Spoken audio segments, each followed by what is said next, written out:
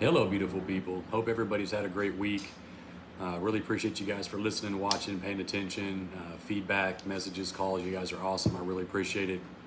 Not feeling 100% this week, so probably keep it short tonight, but I wanted to make at least get on here, make a quick video for you and for me to watch later. What's been on my mind the past couple of days is I spend some time, and I used to spend a lot more time, wondering why I don't fit in. Fit in with society or fit in with groups, or why I have trouble connecting with people. And I wonder if this is just me or something that other people deal with or go through. I used to think for a long time, I'm sure everybody's seen an example of this, but I used to think for a long time that I was going to be the crazy guy, walking down the street, unbathed, unshaven, messy hair, dirty clothes, just screaming at the top of his lungs, just absolutely losing his mind or lost his mind. I used to think I was going to be that guy because I just feel like I don't connect, and it made me think and made me feel like there's something wrong with me. And when I started sorting my life out, trying to figure myself out, I started looking and searching and listening and paying attention to what other people were saying, and I heard a lot of stuff about, and a lot of the stuff I found was doctors, people in science, professionals that never met me, that would say people like me, there actually is something wrong with us. There's something wrong with our brain. We're wired differently. Whether it's has something to do with addiction or genetics or whatever the case is, we're just wired differently.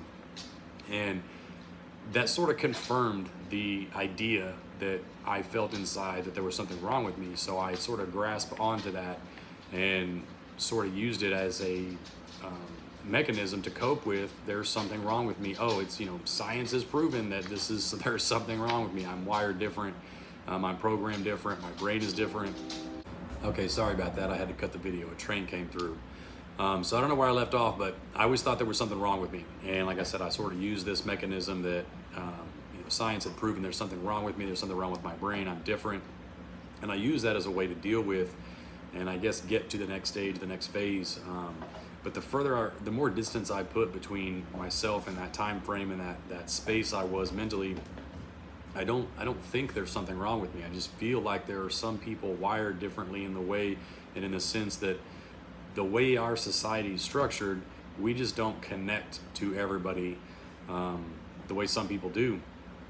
And that doesn't necessarily mean there's something wrong with me, and I used to think for a long time there was something wrong with me, and I'm sure other people feel this way, that if they struggle in certain situations, or if they don't understand why society operates the way it does, that there's something wrong with them. And I just don't think that's true. I think that society is a mess, and it is a disaster in a lot of areas, and it's really easy to point to those bad areas and say, there's something wrong with this. Why is it this way? How do we get in this situation?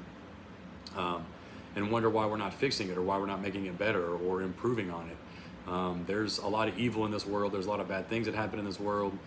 I believe it was John Lennon that said, we live in a world where you have to hide to make love, while violence is practiced in broad daylight.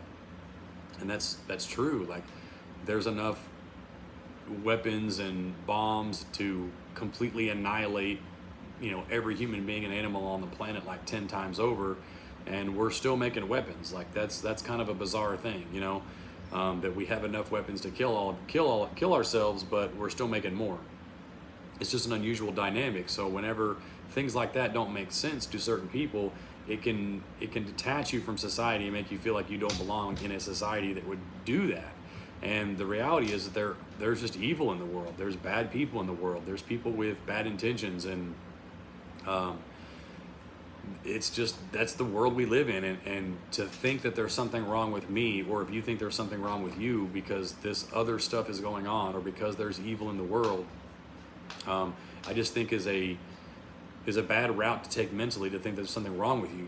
There's nothing wrong with you. It's not normal to live in a world where we breed dogs faster than we can kill them. Like, we have shelters all over the place that are just overflowing and euthanizing dogs every single day, in mass, and we're breeding more. Like, that's a bizarre characteristic, or that's a bizarre human trait, because it's very unusual. And then to try to figure out where, as a person that feels like you're sane, like I feel like I'm a sane person, and then I try to understand something like that and I can't, and it just makes me feel further and further detached from the group, because I can't understand why we're in that situation and why people compound these problems and make them worse. But like I said, for a long time, I thought there was something wrong with me. But the reality is that there might actually be something wrong with society. Just, I'm just one person, and I don't have the ability to fix it or change it. All I can do is control the things that I can control and make a difference in whatever way I can.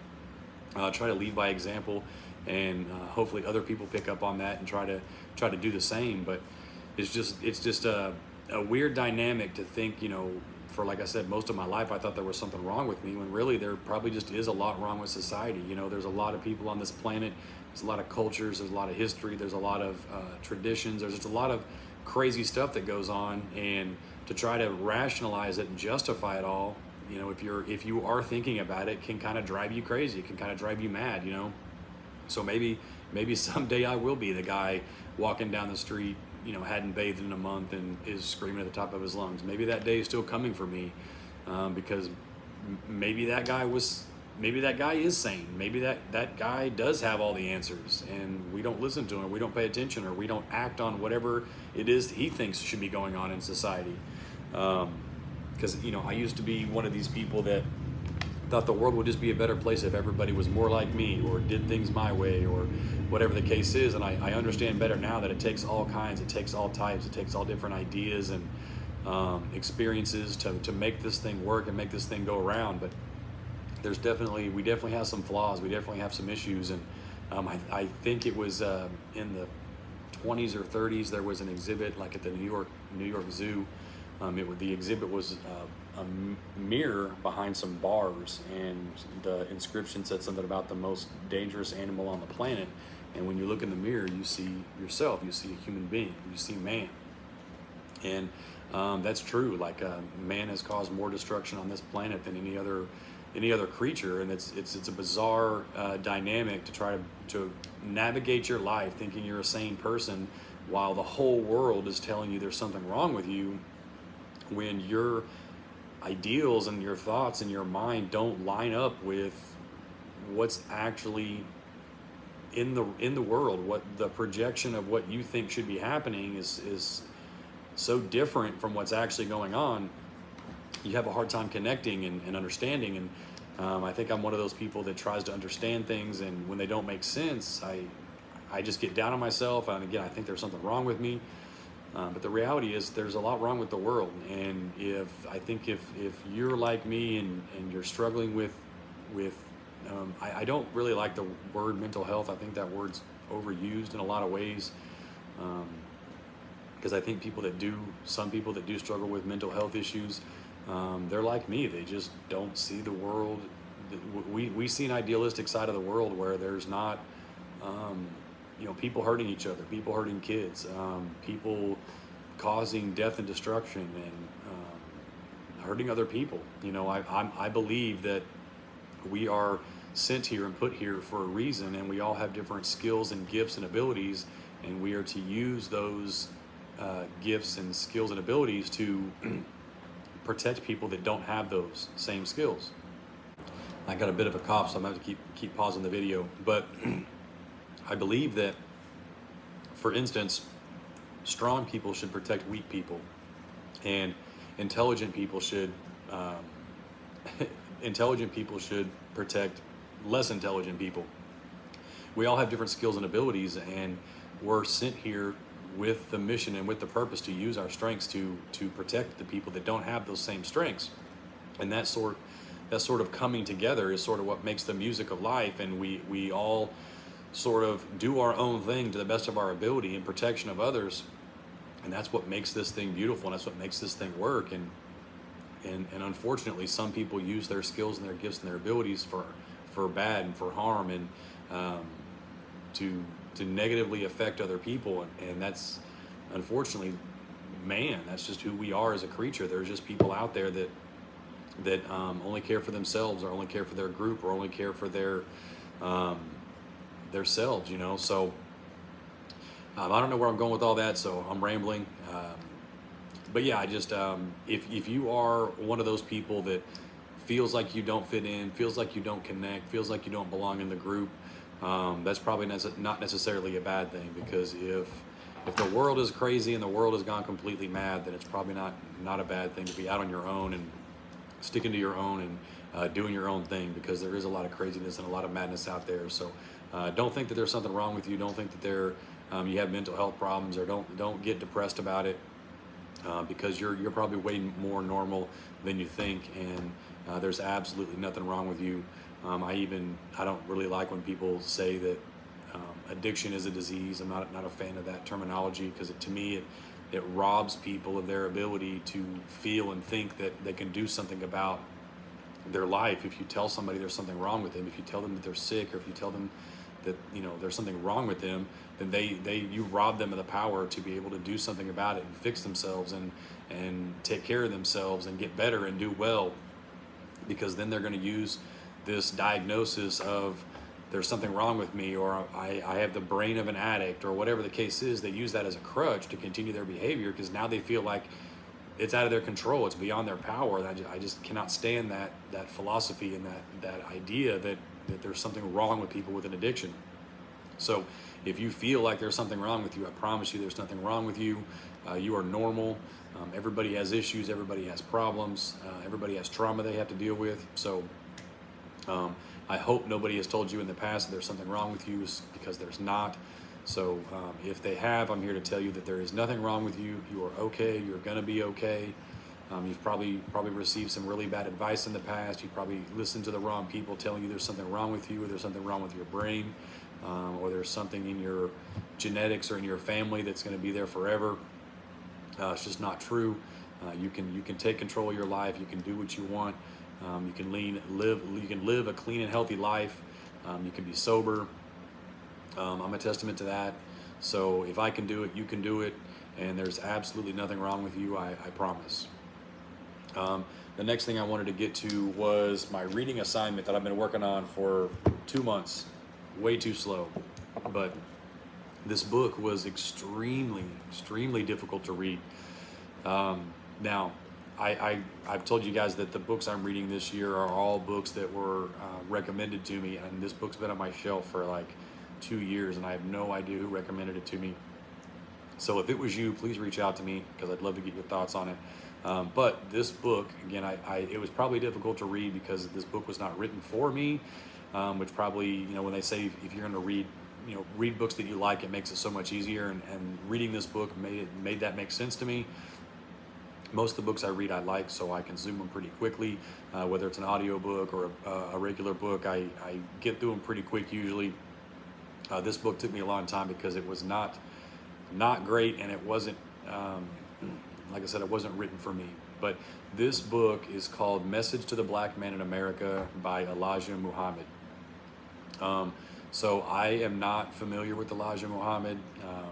I'm not really even familiar with Islam, so I can't say for sure what is in this book is true or false. But I can kind of give you the gist of it.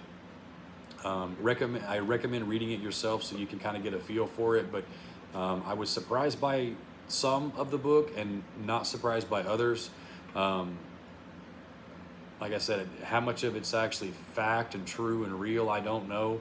It's a completely different perspective than what I've ever heard of in my entire life. So just because I haven't heard it doesn't make it true, or doesn't make it real, or doesn't make it fact.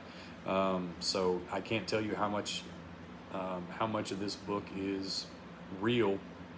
But what I can tell you, part of the reason why this book was difficult for me to read was the content partially.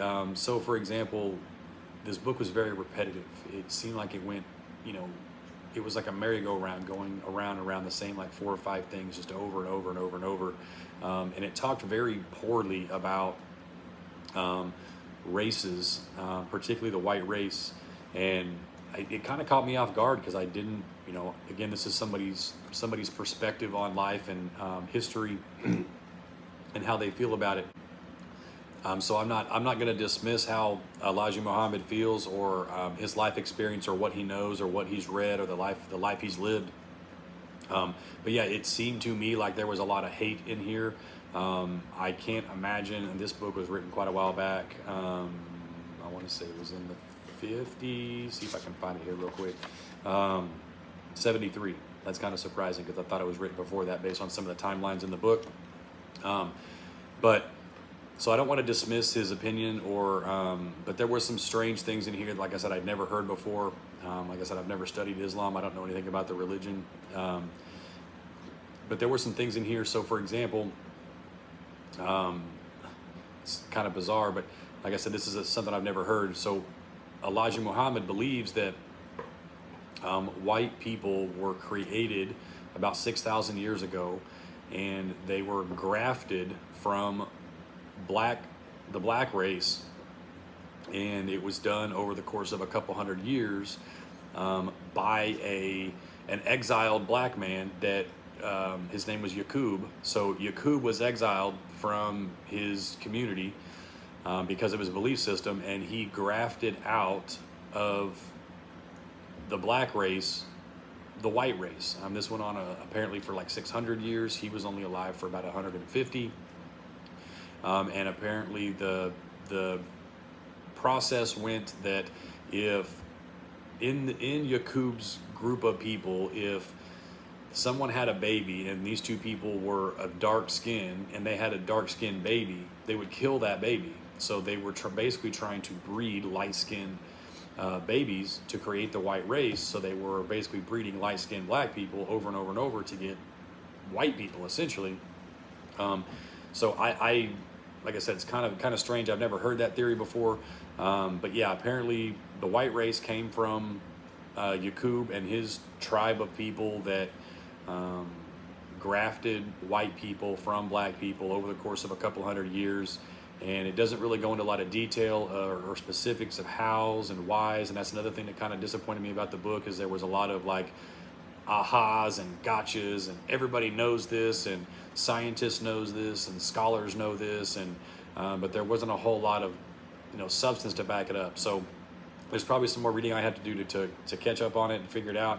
But it was just kind of bizarre. And but yeah, his theory is that after the white race was grafted, they were given power over the planet essentially for 6,000 years to rule, and now their 6,000 year rule is over, and now the black race is going to take over the planet essentially. So kind of unusual, kind of strange. There was a letter in the back written. I don't know the exact person's name. I'm sure they're dead and gone by now, but it was some racist KKK member that wrote a letter to him, and of course it was riddled with nasty comments and stuff you shouldn't say. And I will be the first to tell you, like, I don't agree with this guy's not Elijah Muhammad. I don't agree with everything he says either, but the Klan members' perspective on what he said in his letter, I don't agree with. I would condemn anybody to talk about another race the way he did in his letter. And I think that's something that separates some groups of people today, is that when somebody does something wrong, we should condemn the person for doing something wrong. If somebody does something inappropriate or against our rules or against our laws, that person is bad, not that whole group of people is bad. And we should condemn that person. And I think there's a lot of today that when somebody does something bad, certain groups of people will condemn that and others won't. And that's really unusual to me, because to me, bad is bad and good is good. So if someone of the white race does something bad, then we should just all say that it's bad. And if somebody of a different race says or does something bad, we should just say that it's bad. Like, I just really didn't understand why there was a line drawn in the sand on that issue. But yeah, kind of an unusual book. It was, like I said, very difficult to read. It was very circular. It seemed to go round and round. I dog-eared a couple parts here. I was going to read it, but it's just going to be more and more confusing. But yeah, it was just very, very strange to hear a very prominent figure divide religion by race, and essentially several hundred times in this book called white people devils. So basically all white people are the devils. So yeah, I just thought that was strange. And that I guess I just never heard somebody's perspective that there's just no good in white people. All white people are devils. We are of Satan. We are Satan. We are the devils.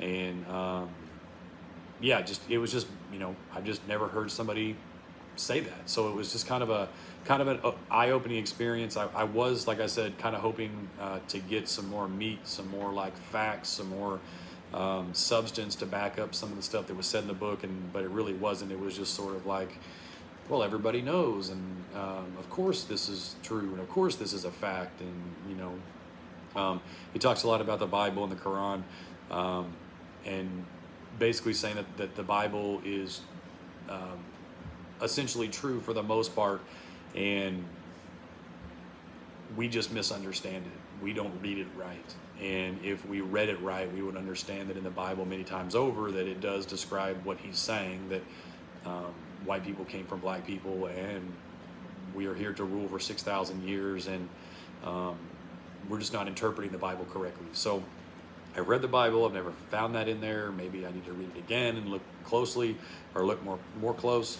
But unusual, strange. I definitely won't read this book again. So if you did recommend this to me, I'd love to hear your thoughts on it, why you recommended this book to me. But yeah, like I said, disappointed, because I enjoy reading. I enjoy keeping my mind open, hearing different perspectives. But I also like to hear the why, not just the what. It's hard for somebody to just tell me something. I'm one of the people that likes to ask questions. Why? Why do you think that? Why do you say that? Where did this come from? I like to go the extra mile and do the digging. So, book left me very confused. He also said in the book that he is God's last messenger. He didn't really call himself a prophet, but he did say he was sent by God as a messenger. And also in the book, he said that God is not a spiritual being.